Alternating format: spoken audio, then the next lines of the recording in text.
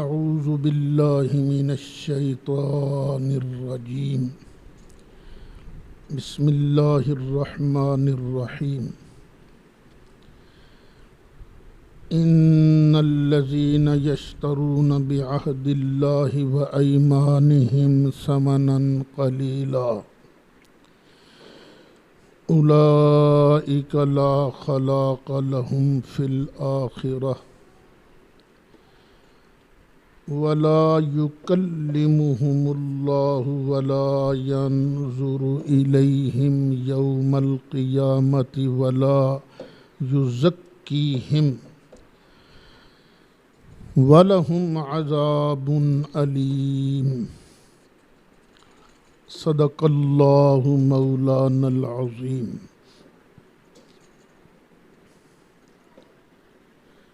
بحمد اللہ آج ہمارا دورہ تفسیر القرآن کا سبق نمبر 55واں ہے اور آیت نمبر ہے سورۃ آل عمران کی 77۔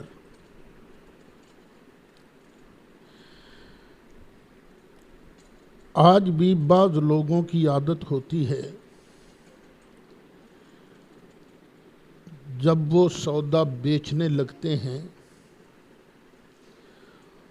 تو کہہ دیتے ہیں اللہ دی قسم ہے مینوں اے سودا کر اینے چ پیا ہے۔ یہ کوئی طریقہ آج کا نہیں ہے، یہودی بھی اسی طرح کیا کرتے تھے۔ اللہ تعالیٰ نے ان کو سمجھانے کے لیے ارشاد فرمایا ان الذین یشترون، بے شک وہ لوگ جو خریدتے ہیں بعہد اللہ، اللہ کے عہد، اللہ کے اقرار کے بدلے، وَأَيْمَانِهِمْ، اور اپنی قسموں کے بدلے میں خریدتے ہیں کیا؟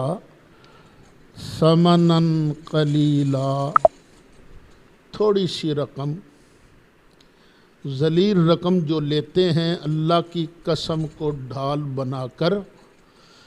اولئک لا خلاق لہم فی الآخرہ، یہ وہ لوگ ہیں نہیں ہے حصہ ان کا آخرت میں، آخرت میں اللہ کے اجر و ثواب سے انہیں کچھ نہیں ملے گا۔ کیوں؟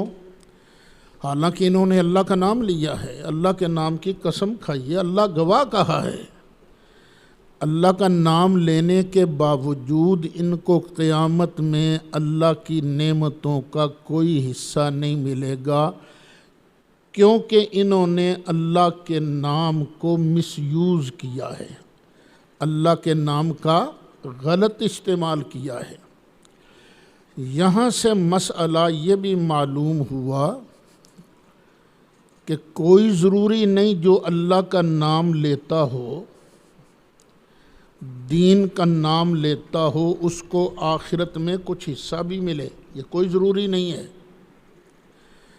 حصہ آخرت کی نعمتوں کا اس کو ملے گا جو اخلاص سے نیت کے ساتھ اللہ کا نام لیتا ہے، دین آگے پہنچاتا ہے۔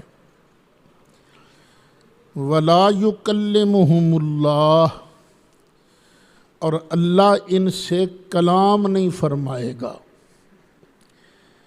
یہ مطلب نہیں ہے کہ کوئی گل بھی نہیں کرے گا، یہ مطلب نہیں۔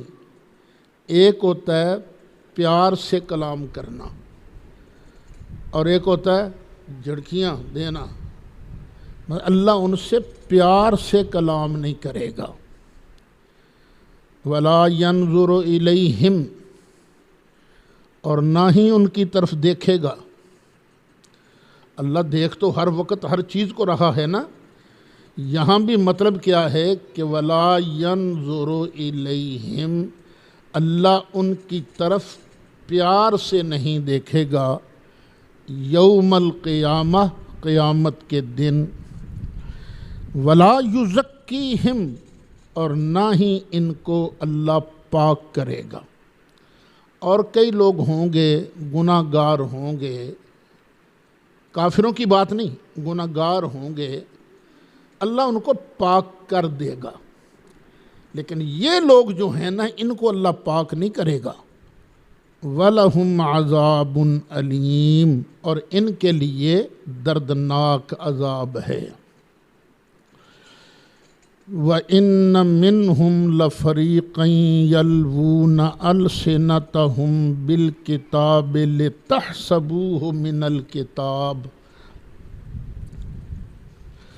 اور بے شک ان لوگوں میں سے، ان یہودیوں میں سے ایک گروپ ایسا ہے، یلوون السنتہم بالکتاب، جو مروڑتے ہیں اپنی زبانوں کو کتاب کے لیے،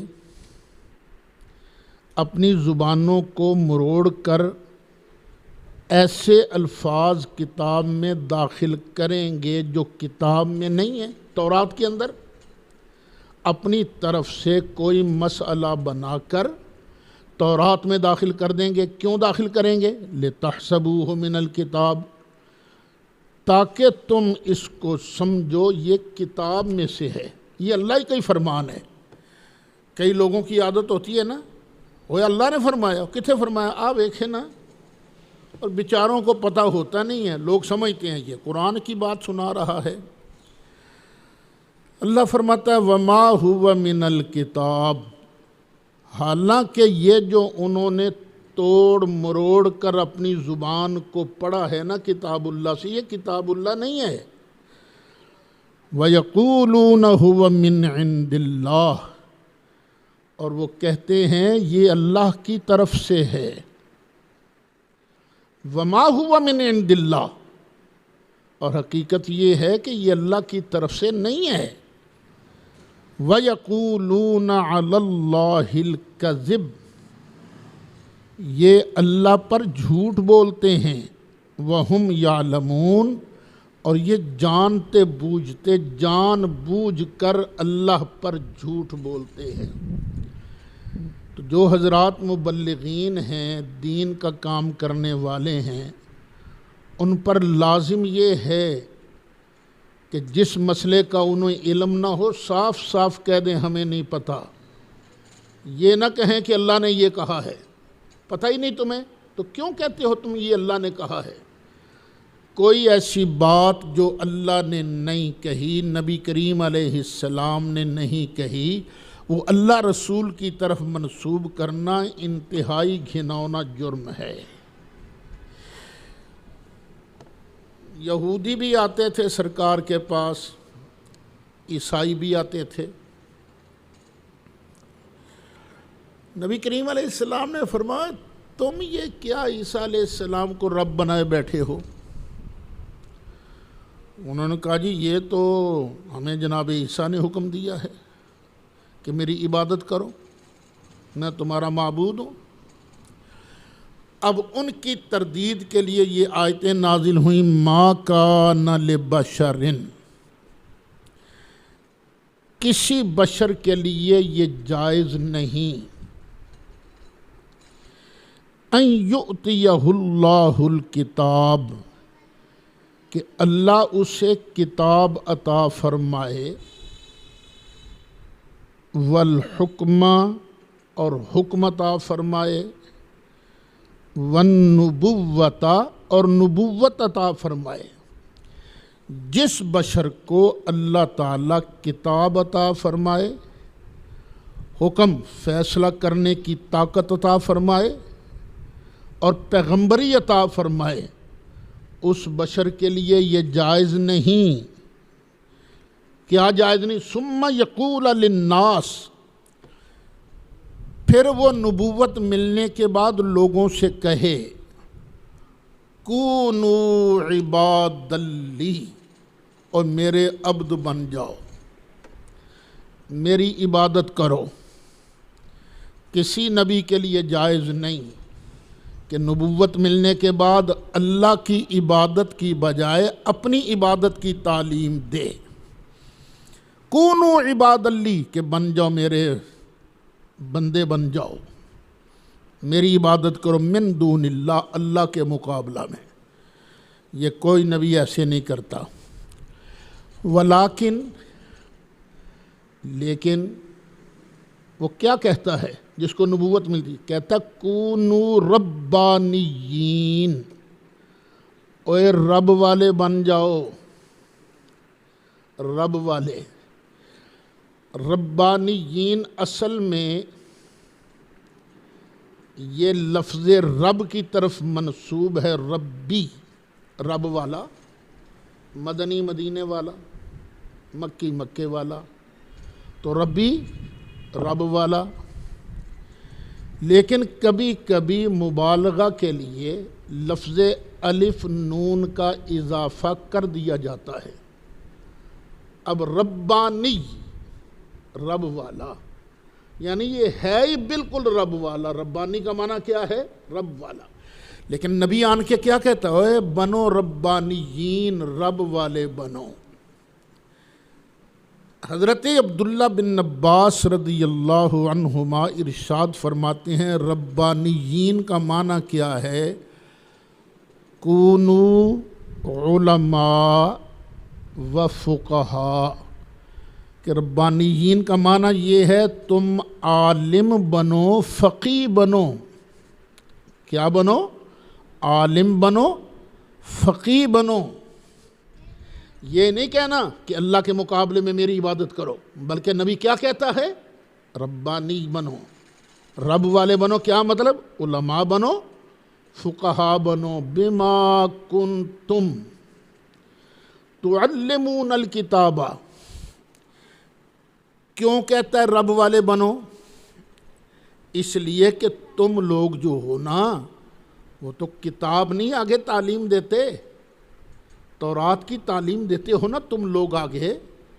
تو جو بندہ اللہ کی کتاب کی تعلیم دے وہ بھی لوگوں کو یہی کہے رب والے بنو، عالم بنو، فقیہ بنو۔ وَبِمَا كُنْتُمْ تَدْرُسُونَ، اور اس لیے کہ تم پڑھتے پڑھاتے بھی ہو، اسی کا درس دیتے ہو نا کتاب اللہ کا۔ جو بندہ کتاب اللہ، اب ہمارے پاس کتاب اللہ کیا ہے؟ یہی قرآن شریف۔ تو جو بندہ بھی قرآن شریف پڑھتا پڑھاتا ہے، قرآن پاک کی تعلیم دیتا ہے، اس پر لازم ہے ہر بندے کو یہی کہے اوے خدا کے بندے بنو، اللہ کی عبادت کرو، بس یہی کہتا ہے وہ کسی اور کی عبادت کا حکم نہیں دیتا۔ لیکن ایک بات یہاں یاد رکھنے والی ہے، عبد کا معنی عبادت کرنے والا بھی ہوتا ہے، اور عبد کا معنی غلام بھی ہوتا ہے۔ غلام، یہ یاد رکھنا، عبد کا معنی غلام بھی ہوتا ہے۔ قرآن کہتا ہے من عبادکم، تمہارے غلاموں میں سے، غلاموں میں سے یہ غلام کو بھی عبد کہا جاتا ہے۔ اگر بندے کی نیت یہ ہونا کہ عبد کا معنی غلام ہے تو پھر وہ اپنے آپ کو عبد مصطفیٰ کہہ سکتا ہے۔ لیکن اگر کسی کو شک پڑتا ہو کہ یہ عبد مصطفیٰ کہہ کر اپنے آپ کو مصطفیٰ کا عبادت کرنے والا کہہ رہا ہے تو پھر نہیں کہنا۔ یہ عبد مصطفیٰ وہ لوگ کہہ سکتے ہیں جو دل و جان سے اپنے آپ کو نبی کریم علیہ السلام کا نوکر اور غلام کہتے ہیں، سمجھتے ہیں، اور سچا معبود صرف اور صرف اللہ واحد کو جانتے ہیں۔ ہمارے کئی بزرگ سرکار کی غلامی کی وجہ سے اپنے آپ کو عبد و مصطفیٰ کہتے ہیں، سرکار اعلیٰ حضرت بھی ان کی جو مور تھی وہ کیا تھی؟ عبد المصطفیٰ، یعنی نبی پاک علیہ السلام کا نوکر، نبی کریم علیہ السلام کا غلام۔ یہ آیت ذہن میں رکھ کے نا پھر بات کو پورا سمجھنے کی کوشش کرنی ہے، وگرنہ کئی لوگ تمہیں گمراہ کریں گے، تم جی اپنے آپ کو عبد المصطفیٰ کیوں کہتے ہو؟ بھئی یہاں جب ہم عبد المصطفیٰ کہتے ہیں تو ہم سرکار کی نوکری کا اعلان کرتے ہیں، سرکار کی غلامی کا اعلان کرتے ہیں۔ اچھا، ایک تو کسی نبی کو یہ ہے ہی نہیں حق کہ نبوت ملنے کے بعد وہ اپنی عبادت کا حکم دے وے، وَلَا يَأْمُرَكُمْ، اور نہ ہی تمہیں وہ حکم دے گا نبوت ملنے کے بعد ان تتخذوا الملائکۃ، کہ بناو فرشتوں کو، والنبیین اربابا، اور نبیوں کو رب۔ وہ فرشتوں کو اور نبیوں کو رب بنانے کا حکم کبھی نہیں دے گا۔ وہ رب کہے گا صرف ایک اللہ کو مانو بس، اور کسی کو نہیں۔ اَیَأْمُرُکُم بِالْکُفْرِ بَعْدَ اِذْ أَنْتُم مُسْلِمُونَ، کیا وہ تمہیں حکم دے گا کفر کا بعد اس کے کہ تمہیں مسلمان بنائے؟ تمہارے مسلمان ہونے کے بعد وہ تمہیں کفر کا حکم نہیں دے گا۔ یہاں سے پتہ چلا کسی اور کو رب ماننا یہ کفر ہے۔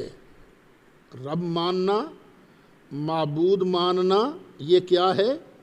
کفر ہے۔ لیکن جب پورا قرآن پڑھو نا تو بعض اوقات بندے کو بھی رب کہا گیا ہے، لیکن اس وقت رب کا معنی معبود نہیں ہوتا۔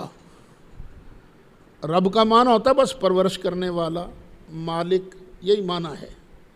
جس طرح یوسف علیہ السلام نے کہا تھا، وہ جو خواب کی تعبیریں نہیں پوچھنے والے آئے تھے، اما احدکما فیسقی ربہ خمرا، وہ جو ہے نا جس نے تعبیر پوچھی تھی کہ میں انگور نچوڑ نچوڑ کر شراب بنا رہا ہوں، اس کی خواب کی تعبیر یہ ہے، یہ بری ہو جائے گا، الزام اس پر ثابت نہیں ہوگا، اور یہ ڈیوٹی پر بحال ہو کر اپنے رب کو شراب پلائے گا۔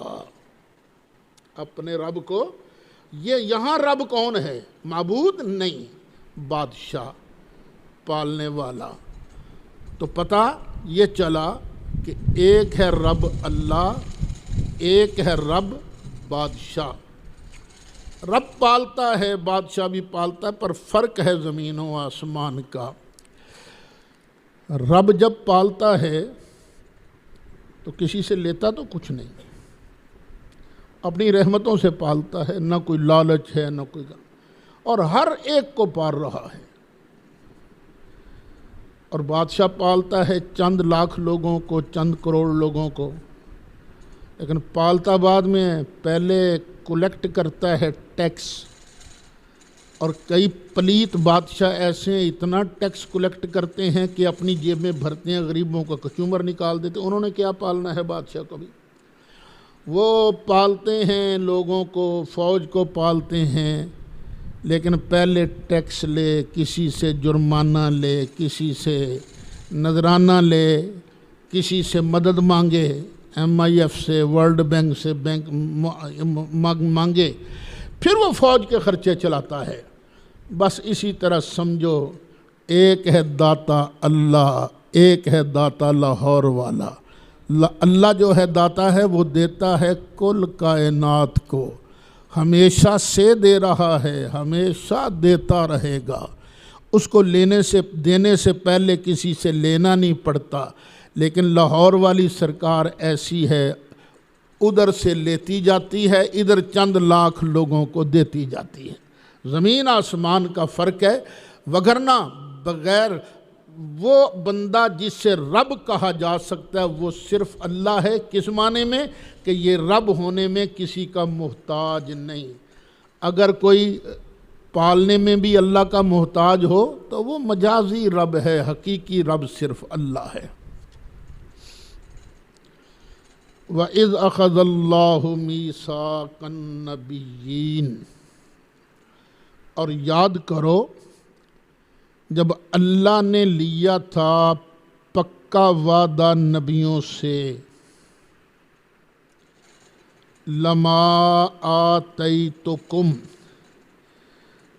جب کہ میں تمہیں دوں گا، من کتاب، کتاب میں سے، و حکمت، اور حکمت میں سے۔ کتابوں میں سے آخر کوئی ایک ہی کتاب ملنی ہے نا نبی کو۔ ثم جاءکم رسول، پھر آ جائے کوئی تمہارے پاس کوئی رسول، مصدق لما معکم، جو تصدیق کرنے والا ہو اس چیز کی جو تمہارے پاس ہے، جو تمہارے پاس کتاب ہے نا اس کی تصدیق کرنے والا ہو۔ لَتُؤْمِنُنَّ بِهِ، تو تم ضرور بھی ضرور اس پر ایمان لانا، وَلَتَنْصُرُنَّهُ، اور تم ضرور بھی ضرور اس کی مدد کرنا۔ قَالَ أَقْرَرْتُمْ، فرمایا اللہ تعالیٰ نے کیا تم نے اقرار کر لیا ہے؟ جو میں نے تم سے وعدہ کر لیا تم نے اقرار کر لیا، پر کرو گے ایسا؟ وَأَخَذْتُمْ عَلَىٰ ذَلِكُمْ إِصْرِي، اور اس اقرار پر کیا تم نے میرا بھاری ذمہ بھی لے لیا ہے؟ بھاری ذمہ کہ ہم اللہ کی قسم کھا کر کہتے ہیں ہم ایسے کریں گے۔ اقرار کیا ہے، پھر تم نے کیا اس پر پورا بوجھ میرا لے لیا ہے؟ قالوا اقررنا، تو نبیوں نے کہا ہاں ہم نے اقرار کر لیا ہے۔ قال فاشہدوا، اللہ نے فرمایا پھر تم گواہ بن جاؤ، ایک دوسرے کے گواہ بن جاؤ۔ موسیٰ عیسیٰ کا وہ گواہ بن جائے، عیسیٰ موسیٰ کا گواہ بن جائے، شعیب جو ہے وہ لوط کا، اس طرح آپس میں ایک دوسرے کے گواہ بن جاؤ۔ وَأَنَا مَعَكُمْ مِنَ الشَّاهِدِينَ، اور میں بھی تمہارے ساتھ گواہوں میں سے ہوں، میں بھی گواہی دوں گا کہ تم نے یہ اقرار کیا تھا۔ فَمَن تَوَلَّىٰ بَعْدَ ذَلِكَ، تو جو کوئی پھر گیا اس کے بعد، فَأُولَٰئِكَ هُمُ الْفَاسِقُونَ، تو وہی ہے نافرمان۔ جو بھی پھرے گا اس کے بعد تو وہ بھی ہے نافرمان۔ یہ میں نے آپ حضرات کے سامنے ترجمہ پیش کیا ہے ان دو آیتوں کا۔ اب اس کا مطلب کیا ہے؟ پہلی بات تو یہ ہے کہ یہ عہد لیا کہاں گیا تھا۔ ہم شروع ہی سے سنتے آئے ہیں اللہ تعالیٰ نے یہ وعدہ نبیوں سے لیا تھا عالم ارواح میں۔ یہ چند مفسرین نے اس کو بیان تو کیا ہے لیکن اس کی دلیل نہیں دی ساتھ۔ کون کہہ رہا ہے یہ عہد وہاں لیا گیا تھا؟ کوئی دلیل تو چاہیے نا۔ چلو ہم مان لیں گے، اس کو بھی مان لیں گے، کوئی نہ نہیں کرتے اس تفسیر کی، کیونکہ اس تفسیر کے ماننے میں حرج کوئی نہیں۔ دوسرا معنی یہ کیا گیا ہے، حضرت مجاہد وغیرہ نے معنی کہ اللہ نے ہر نبی سے لیا وعدہ۔ دیکھو تم نبوت کی ڈیوٹی سر انجام دے رہے ہوگے، پھر تمہارے ہوتے ہوئے کوئی دوسرا نبی آ گیا، اور وہ جو تمہارے پاس کتاب ہے نا اس کی تصدیق کر رہا ہے، اس کو سچا کہہ رہا ہے، تو تم نے اب اس سے حسد نہیں کرنا، ضد نہیں کرنی۔ لَتُؤْمِنُنَّ بِهِ وَلَتَنْصُرُنَّهُ، تم ضرور بھی ضرور اس پر ایمان لاؤ گے اور ضرور بھی ضرور اس کی مدد کرو گے، کیونکہ ہم نے بھی دیکھ لیا ہے نا، کوئی ایک مولوی صاحب، کوئی ایک آدمی دین کا کام کر رہا ہو اور وہی دین کا کام کوئی اور مولوی کرنا شروع کر دے تو دونوں مولویوں میں حسد شروع ہو جاتا ہے۔ یہ نویں مصیبت کتھوں آ گئی، پہلے تو ساڈا ہی ڈنکا بجدا سی نا، ہن اے نال اے کتھوں شریک آ گیا۔ فرمایا ایسے نہیں کرنا، نہ دونوں کا مشن ایک ہے، میں اللہ تعالیٰ کی کبریائی بیان کرنا، تم نے ضرور بھی ضرور اس کی مدد کرنی ہے اور اس کا ایمان بھی لانا ہے۔ یہ تفسیر کس نے کی؟ حضرت مجاہد وغیرہ نے۔ ایک تفسیر کی ہے حضرت عبداللہ بن عباس نے اور حضرت سیدنا مولا مرتضیٰ نے۔ انہوں نے یہ تفسیر کی ہے کہ اللہ تعالیٰ نے ہر نبی سے وعدہ لیا کہ دیکھو اگر تم زندہ ہوئے، تمہاری زندگی میں ہمارا محبوب آ گیا، رسول ان سے یہاں مراد کیا ہے؟ ہمارا محبوب آ گیا، تو تم پر لازم ہے کہ تم اس کی اتباع کرو گے، اسی کا کلمہ پڑھو گے۔ اور اگر تمہاری زندگی میں ہمارا محبوب نہ آیا تو اپنی امت کو تاکید کر کے جاؤ گے کہ ایک وقت آئے گا اللہ کا آخری نبی جناب محمد صلی اللہ علیہ وسلم وہ تشریف لائیں گے، تو جب وہ تشریف لائیں تو تم نے پھر ان کا امتی بننا ہے، ان کا کلمہ پڑھنا ہے۔ یہ تفسیر کس نے بیان کی ہے؟ حضرت سیدنا علی مرتضیٰ کرم اللہ تعالی وجہ الکریم نے اور حضرت عبداللہ بن عباس نے رضی اللہ عنہما۔ اور اس کی تائید ایک حدیث بھی کرتی ہے کہ حضرت سیدنا عمر فاروق رضی اللہ عنہ ایک دن تورات پڑھ رہے تھے، سرکار کا چہرہ سرخ ہو گیا۔ فرمایا تمہیں نہیں پتہ؟ لو کان موسیٰ حیا، اب اگر موسیٰ بھی زندہ ہوتے لما وسعہ الا اتباعی، تو ان کو بھی میری ہی اتباع کرنی پڑتی۔ تو یہ حدیث بھی تائید کرتی ہے اس بات کی کہ نبیوں سے وعدہ یہ لیا گیا تھا کہ ہم اپنی امت کو تاکید کرتے جائیں گے کہ جب بھی وہ آخری شان والا نبی آ جائے گا تو تم نے اس کی اتباع کرنی ہے۔ تو او عیسائیوں، او یہودیوں، تم ہماری اتباع کیوں نہیں کرتے جبکہ یہ عہد نبی سے لیا گیا تھا، تمہارے نبی سے؟ یہ ہے دوسری تفسیر۔ اچھا، اور یہ نا تفسیر کرنے والے زیادہ تر یہی کہتے ہیں یہ وعدہ لیا تھا اللہ نے کتاب دیتے وقت کہ لو میں تمہیں کتاب دے رہا ہوں، حکمت تمہیں دے رہا ہوں، اب اگر کوئی نبی یہ ہے زیادہ قوی۔ عالم ارواح والی میں کوئی اتنی پکی دلیل نہیں ملی، لیکن اس کا انکار بھی نہیں، وہاں ہو یا وہاں ہو بات تو ایک ہی ہے نا کہ کرنی تم نے سرکار کی اتباع ہے۔ اب مجھے ایک اور بات سوچتی ہے، اگر یہ میں نے صحیح سوچا ہے تو یہ اللہ کا کرم ہے، اور اگر یہ کوئی غلطی ہے تو یہ غلطی میری طرف سے ہے، یہ میری طرف سے ہے، نہ اس میں کسی استاد کا دخل ہے، نہ کہ یہ پھر غلطی میری طرف سے ہے۔ یہ آیت پر نظر رکھو ذرا، وَإِذْ أَخَذَ اللَّهُ مِيثَاقَ النَّبِيِّينَ، یاد کرو وہ وقت جب اللہ نے سب نبیوں سے وعدہ لیا۔ اور یہ شاید کتاب کے دینے سے پہلے کی بات ہے، عالم ارواح کی۔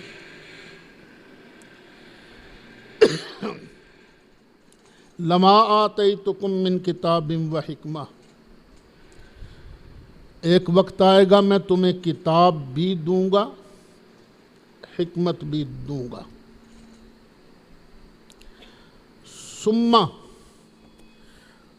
ثم آتا ہے تراخی کے لیے۔ ثم کا مطلب ہے پہلی چیزیں پہلے، اب ثم کے بعد جو چیز آئے گی وہ بعد میں۔ اللہ سب نبیوں کو کہہ رہا ہے تمہیں میں دوں گا پہلے کتاب، حکمت، پھر تم سب کے آخر میں جاءکم رسول، میرا شان والا رسول آ جائے گا۔ جب میرا شان والا رسول آ جائے گا لَتُؤْمِنُنَّ بِهِ، تو تم نے ضرور بالضرور ان پر ایمان لانا ہے، ان کا کلمہ پڑھنا ہے۔ وَلَتَنْصُرُنَّ، اور ان کی تم نے ضرور بالضرور مدد کرنی ہے۔ وعدہ کون لے رہا ہے؟ اللہ۔ کس سے وعدہ لے رہا ہے؟ نبیوں سے۔ اور وعدہ کیا ہے؟ تمہارے ہوتے ہوئے میرا نبی آئے گا؟ نہیں، تم سب کے بعد، تم سب کے آخر میں میرا شان والا نبی آئے گا۔ کسی نبی نے یہ نہیں کہا کہ رب العالمین ہم تو اس وقت قبر میں ہوں گے، ہمیں کیا پتہ چلے گا تیرا نبی آ گیا کہ نہیں آ گیا، ہم اس پر ایمان کیسے لائیں گے، اس کی مدد کیسے کریں گے؟ یہ کسی نے نہیں کہا۔ پتہ کیا چلا؟ اللہ کا نبی قبر میں بھی چلا جائے نا تو اس کو پتہ ہوتا ہے، وہ زندہ ہوتا ہے۔ یا اللہ بالکل، اللہ نے فرمایا اقرار کر لیا تم نے؟ ہاں جی ہم نے اقرار کر لیا۔ اچھا، اب نبیوں نے سرکار کا کلمہ پڑھا، یہ ہمیں کیسے پتہ چلے گا جی پڑھا ہے کہ نہیں پڑھا؟ تو یہ بات ہمیں بتانے کے لیے اللہ تعالیٰ نے شب معراج سب نبیوں کو بیت المقدس میں جمع کر دیا۔ چلو بھئی سارے ہمارے محبوب کے پیچھے نماز پڑھو، ان پر ایمان لانے کا اعلان کرو۔ سب نبیوں نے وہاں پر نماز پڑھی سرکار کے پیچھے۔ یہ ظہور ہوا ہے لَتُؤْمِنُنَّ بِهِ کا۔ پھر آگے ہے تم نے مدد بھی کرنی ہے۔ تو یہ سارے نبیوں نے سرکار کی مدد کب کی ہے؟ یہ قرآن تو کہتا ہے نا اللہ نے پکا وعدہ لیا، اور پکا وعدہ لے کر کچھ بھی نہیں، یہ تو نہیں ہو سکتا نا۔ پکا وعدہ لیا ہے تو ظاہر ہے اس پر عمل بھی ہوا ہوگا۔ عمل کیسے ہوگا؟ اللہ تعالیٰ قیامت سے پہلے جناب عیسیٰ علیہ السلام کو سب نبیوں کا نمائندہ بنا کر دنیا میں بھیجے گا۔ اس لیے اس نے آسمان پر اٹھا لیا ہے نا اپنے عیسیٰ علیہ السلام کو، کہ یہ اسی وعدہ کی تکمیل کے لیے میرا عیسیٰ جائے گا، میرے مصطفیٰ کی شریعت کا حکم دے کر لَتَنْصُرُنَّ، میرے محبوب علیہ السلام کے دین کی مدد کرے گا۔ تو یہ میری اپنی تفسیر ہے، قبول آ جائے بسم اللہ، صحیح ہو تو اللہ تعالیٰ اس کو قبول فرمائے اور میرے جنت میں داخلے کا سامان بنائے، اگر کوئی غلطی ہے تو اللہ تعالیٰ مجھے معاف فرما دے۔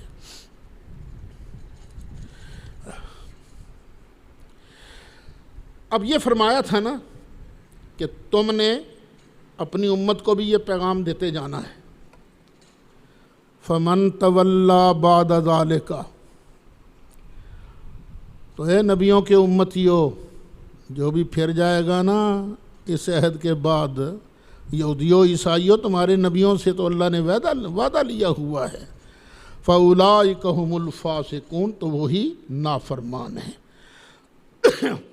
افغیر دین اللہ یبغون، اور شروع سے دین اسلام ہی چلا آ رہا ہے، اللہ کا دین اسلام۔ بس ہوتا یہ رہا ہے کہ جو نبی اللہ کا پیغام لایا وہ نبی جب تک دنیا میں رہا اس کا حکم چلتا رہا، وہی چیز اسلام تھی۔ اس نبی کے بعد جب دوسرا نبی آ گیا، اب اس نے جو حکم دیا اب وہ چیز اسلام ٹھہری۔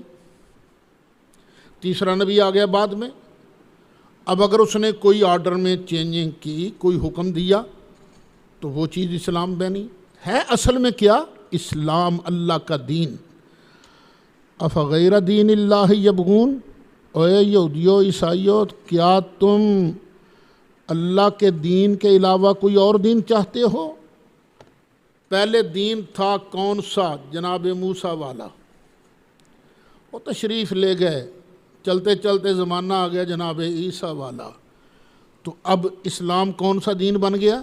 جناب عیسیٰ والا۔ اب جناب عیسیٰ کے 600 سال کے بعد ہمارے آقا تشریف لے آئے، تو اب اللہ کا دین کیا ہے؟ نبی کریم علیہ السلام علیہ، کیا تم اللہ کے دین کے علاوہ کوئی اور دین چاہتے ہو؟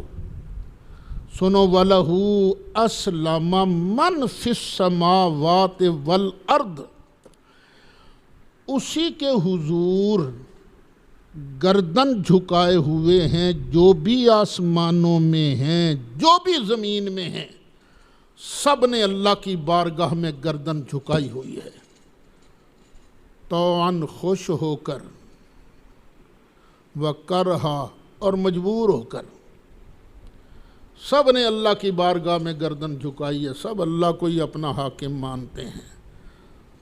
خوش ہو کر الحمدللہ ہم مسلمان مانتے ہیں۔ کافر خواہ اللہ کا منکر ہے لیکن مجبور ہو کر مانتا تو اسی کو ہی ہے نا، چلتی تو اسی کی ہے۔ اللہ تعالیٰ اجازت دیتا ہے تو یوں سارے لگتے ہیں نا، جب تک ادھر سے حکم ہے سانس لے سکتے ہو، جب ادھر کا حکم ختم ہو گیا تو سانس بھی فنش۔ کوئی خوشی سے مانے یا مجبوری سے مانے، ماننا تو اسی کو ہے نا، ایک تفسیر۔ دوسری، اللہ تعالیٰ نے ایک عہد لیا تھا ساری روحوں سے، اور ساری روحوں کو اکٹھا کر کے فرمایا تھا الستو بربکم، کیوں بھئی میں تہاڈا رب ہاں کہ نہیں؟ قالوا بلا، سب نے کہا کیوں نہیں یا اللہ تو ہمارا رب ہے۔ مومنوں نے بھی کہا تو ہمارا رب ہے، کافروں نے بھی کہا تو ہمارا رب ہے، کیوں نہیں یا اللہ واقعی تو ہمارا رب ہے۔ مومنوں نے خوشی سے کہا اور کافروں نے مجبوری سے کہا۔ وَلَهُ أَسْلَمَ مَنْ فِي السَّمَاوَاتِ وَمَنْ فِي الْأَرْضِ طَوْعًا وَكَرْهًا۔ اچھا، یہاں امام باقر رضی اللہ عنہ،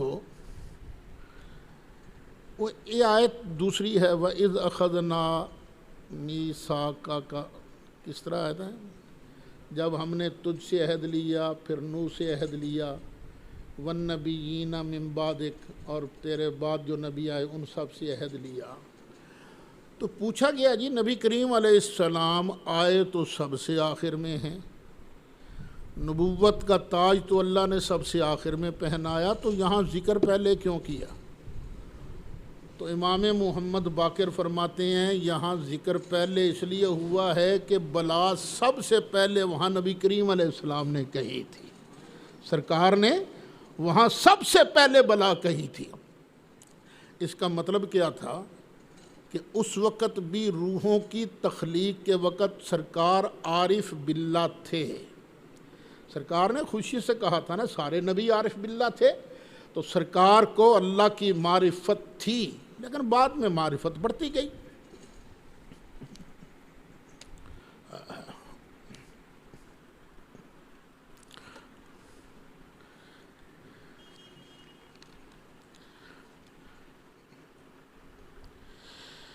وَإِلَيْهِ يُرْجَعُونَ، سب نے مانا ہے خوشی سے، جو بھی آسمانوں میں ہیں اور زمین میں ہیں، خوشی سے اور مجبوری سے، اور اسی کی طرف وہ پھریں گے۔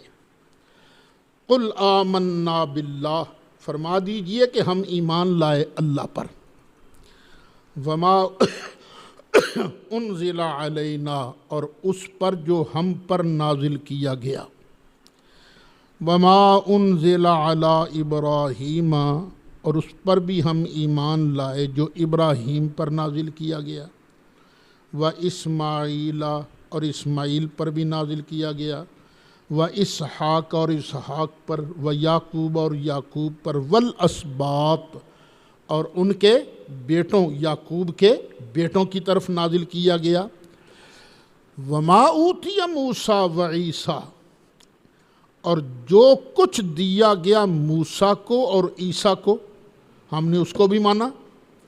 اب دیکھیے اولاد یعقوب میں اسباط کے اندر حضرت موسیٰ بھی داخل ہیں، حضرت عیسیٰ بھی داخل ہے، لیکن سلسلہ نبوت کے اندر جو نبوت والی زنجیر ہے نا، اس میں جناب موسیٰ اور جناب عیسیٰ کا نام بڑا چمکتا دمکتا ہے، اس لیے ان کا نام آ گیا الگ۔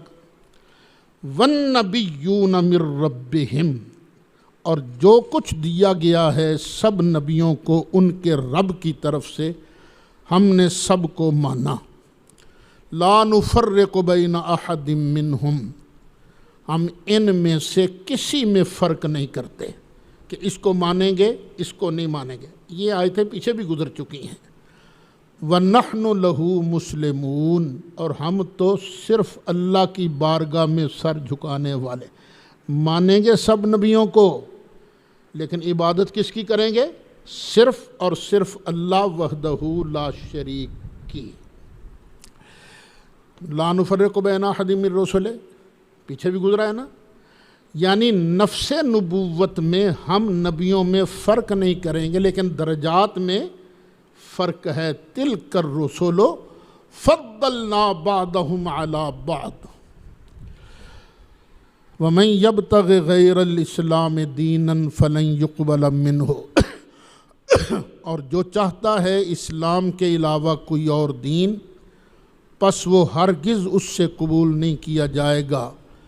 وَهُوَ فِي الْآخِرَةِ مِنَ الْخَاسِرِينَ، اور وہ آخرت میں گھاٹا پانے والوں میں سے ہوگا۔ اسلام ہے کیا؟ جو میں مصطفیٰ کہہ رہا ہوں، جو میں کہہ رہا ہوں نا، بس یہی اسلام ہے۔ جو اب اسلام کے علاوہ کچھ اور چاہے گا نا، وہ قبول نہیں کیا جائے گا۔ کیف یہدی اللہ قوما کفروا بعد ایمانہم، یہودیو تم تو نبی کریم علیہ السلام کے آنے سے پہلے ہی ان کو مانتے تو تھے نا۔ وَكَانُوا مِن قَبْلُ يَسْتَفْتِحُونَ عَلَى الَّذِينَ كَفَرُوا، اوس و خزرج کو تم کہا کرتے تھے آخر الزمان نبی آئے گا، ہم اس کی قیادت میں تمہارا کچومر نکالیں گے۔ تم پہلے ایمان تو لائے تھے نا، لیکن کیف یہدی اللہ قوما، کیسے ہدایت کرے گا اللہ اس قوم کو، کافروا جنہوں نے کفر کیا، بعد ایمانہم اپنے ایمان کے بعد، وشاہدوا اور گواہی دے چکے تھے کس بات کی؟ ان الرسول حق، یہ جو آنے والا رسول ہے نا یہ سچا ہے۔ وجاءہم بالبینات، اور اس ٹولے کے پاس کھلی کھلی نشانیاں لے کر آئے تھے سرکار۔ جب سرکار آ گئے، ایماندار پہلے تھے، یہ ایمان لاتے تھے سرکار پر، بعد میں انکار کر دیا، اب اللہ کیسے ان کو ہدایت دے گا؟ واللہ لا یہدی القوم الظالمین، اور اللہ تعالیٰ ظالم لوگوں کو ہدایت نہیں دیتا ہے۔ اور یہ بھی بیان کیا گیا ہے کہ کچھ لوگ مرتد ہو گئے تھے، مرتد ہو کر مدینہ شریف سے مکہ شریف چلے گئے تھے، پھر ان میں 2 واپس آ گئے تھے، تو یہ آیتیں ان کے بارے میں ہیں۔ اولئک جزاؤہم ان علیہم لعنت اللہ والملائکۃ والناس اجمعین، یہی لوگ ہیں کہ ان کا بدلہ یہ ہے کہ بے شک ان پر اللہ کی لعنت ہو، اور فرشتوں کی اور سب لوگوں کی، خالدین فیہا، اس میں ہمیشہ ہمیشہ رہیں گے، لا یخفف عنہم العذاب، ان سے عذاب ہلکا نہیں کیا جائے گا، ولا ہم ینظرون، اور نہ ہی انہیں مہلت دی جائے گی، الا الذین تابوا، ہاں اللہ ان کو ہدایت دے گا مگر وہ لوگ جنہوں نے توبہ کر لی، من بعد ذالک، اس کے بعد، واصلحوا، اور انہوں نے اپنے آپ کو سنبھال لیا، سنوار لیا اپنے آپ کو، فإن اللہ غفور الرحیم، پس بے شک اللہ تعالیٰ بخشنے والا ہے، مہربان ہے۔ ان الذین کفروا بعد ایمانہم، بے شک وہ لوگ جنہوں نے کفر کیا اپنے ایمان کے بعد، ایمان لے آئے پھر منکر ہو گئے، ثم ازدادوا کفرا، پھر بڑھتے گئے کفر کے اندر، جوں جوں آیتیں اترتی گئیں سرکار کی شان بڑھتی گئی تو وہ جلتے گئے، کفر میں بڑھتے گئے، لن تقبل توبتہم، ہرگز ان کی توبہ قبول نہیں کی جائے گی، وَأُولَئِكَ هُمُ الضَّالُّونَ، اور یہی لوگ ہیں بہکے ہوئے۔ جن لوگوں نے بعد میں اپنی اصلاح کر لی ان کا ذکر پہلے آ گیا، لیکن جنہوں نے اپنی اصلاح نہیں کی اور وہ کفر میں بڑھتے گئے وہ لوگ ہیں گمراہ۔ ان الذین کفروا، بے شک وہ لوگ جنہوں نے کفر کیا، وماتوا، اور مر گئے، وہم کفار، اس حال میں کہ وہ کافر ہی ہیں، اور وہ کافر تھے اسی حالت میں مر گئے، فلن یقبل من احدہم، ہرگز نہیں قبول کیا جائے گا ان کی طرف سے، کیا قبول نہیں کیا جائے گا؟ ملء الارض ذہبا، پوری روئے زمین جو ہے اس پر سونا بچھا دیا جائے، پوری زمین سونے کی بچھ جائے، بھر جائے، وہ اگر اللہ سے کہنا یا اللہ آ لے لے تے ساڑی جان چھڑ دے، یا اللہ معاف کر دے، اللہ کہتا ہے نہیں قبول کیا جائے گا ان سے زمین کی بھرائی کے برابر سونا، وَلَوِ افْتَدَىٰ بِهِ، اگرچہ وہ اس کا فدیہ ادا کریں کہ یا اللہ ہماری جان خلاص کر دے، مولا یہ لے لے۔ اولئک لہم عذاب علیم، یہی لوگ ہیں جن کے لیے دردناک عذاب ہے، وما لہم من ناصرین، اور ان کا کوئی مددگار نہیں ہے، کوئی ان کا مددگار نہیں ہے۔ تو دیکھو بھائیو، جب کفر کی حالت میں بندہ مرتا ہے تو جتنا بھی وہاں دینے کی کوشش کرے گا اللہ قبول کرے، اول تو ہوگا ہی نہیں، اور دینا کتوں ہے؟ تو آج ہے نا وقت، تو اللہ تعالیٰ کی راہ میں آج خرچ کرو، کرو اللہ کی راہ میں خرچ۔ اللہ کی راہ میں خرچ کرنے والا جو ہے نا وہ کبھی بھوکا نہیں رہتا، نیت بس یہ رکھنی ہے خرچے سے کہ میرا اللہ راضی ہوگا، ایماندار ہو، ایمان کے ساتھ ساتھ اللہ کے حکم کے مطابق عبادت بھی کرو اور مال بھی خرچ کرو، تو اللہ تعالیٰ تمہیں جنت الفردوس عطا فرمائے گا۔ اب خرچ کیا چیز کرنی ہے؟ لن تنالوا البر حتی تنفقوا مما تحبون، وہ جو نیکی کا کمال ہے نا، کمال نیکی کا، ہرگز تم حاصل نہیں کر سکو گے نیکی کا کمال، حتی تنفقوا، جب تک کہ تم خرچ کرو، مما تحبون، جو تمہیں پسند ہے نا اس میں سے، جو مال تمہیں پسند ہے اس میں سے جب تک تم اللہ کی راہ میں مال خرچ نہیں کرتے تم نیکی کے کمال کو نہیں پہنچ سکتے۔ یہ مسئلہ پیچھے بھی گزرا ہے کہ اللہ کی راہ میں دینا ہے اور ردی چیز نہیں دینی۔ کون سی چیز دینی ہے؟ اعلیٰ چیز دینی ہے۔ ایک صحابی ہیں جن کا نام ہے حضرت ابو طلحہ رضی اللہ عنہ، انصاری تھے، مسجد نبوی شریف کے پڑوس میں نا بڑا شاندار ان کا باغ تھا، بہت پیارا باغ، زرخیز باغ، اس کا نام تھا بیروحا۔ وہاں نبی کریم علیہ الصلاۃ والسلام تشریف لے جاتے تھے، کبھی کبھی وہاں کا پانی بھی پیا کرتے تھے۔ جب یہ آیت کریمہ اتری نا، عرض کرنے لگے آقا اللہ تو فرماتا ہے اپنی سب سے پسندیدہ چیز اللہ کی راہ میں خرچ کرو تو تمہیں تب نیکی کا کمال حاصل کرو گے۔ آقا یہ میرا باغ ہے، سب سے مجھے زیادہ پیارا ہے، آقا میں یہ اللہ کی راہ میں خرچ کرنا چاہتا ہوں جیسے آپ مناسب سمجھیں۔ سرکار بڑے خوش ہوئے، فرمایا اچھا تم ایسے کرو، جو تمہارے قریبی رشتہ دار ہیں، تمہارے کزنز وغیرہ، ان میں تقسیم کر دو۔ تو انہوں نے پھر سرکار کے حکم پر یہ مال اپنی برادری، اپنے کزن کے اندر تقسیم کر دیا۔ یہ ہے لن تنالوا البر حتی تنفقوا مما تحبون۔ امیر المومنین حضرت سیدنا فاروق اعظم رضی اللہ عنہ کے پاس ایک لونڈی تھی جو حضرت عمر فاروق کو بڑی پسند تھی۔ آیت اتری تو انہوں نے کہا اللہ تو کہتا اپنی پیاری چیز میری راہ میں خرچ کرو، تو میں اسی کو آزاد کر دیتا ہوں۔